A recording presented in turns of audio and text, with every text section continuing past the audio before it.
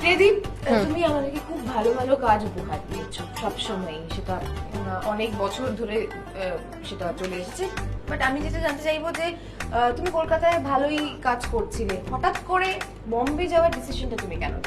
দেখ, আমি যখন ওখান থেকে ফিরি আমার কাছে সোনির একটা সিরিয়ালের কাজ আসে।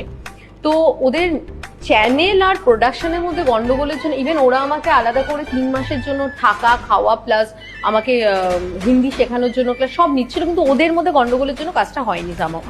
কিন্তু তারপরে আমার বোম্বেকে ভালো লাগতে শুরু করলো। তারপর আমি দেখলাম আমি কাজের থেকে বেশি ঘুরেছি, মানে বোম্বেতে গিয়ে আমি 2 মাস পর পর বিগ বসে যা টাকা ছিল সব শেষ করেছি। তো ওখানে গিয়ে কখনো কাস্টিং কাউচ বা এরকম কোনো প্রস্তাব কখনো আমি পাইনি। এখানে মানে সিরিয়ালে, এখানে তো পাইনি।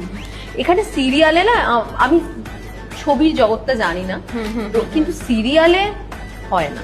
আমি এত বছর থেকে যা বুঝেছি হয় না। এখানে 3-4টে তো প্রোডাকশন হাউস আছে, তাদের মাথায় যারা আছে, আমি যাদের সাথে কাজ করেছি তাদের কোনো প্রশ্নই নেই, কোনোদিনও এরকম কিছু হয়নি।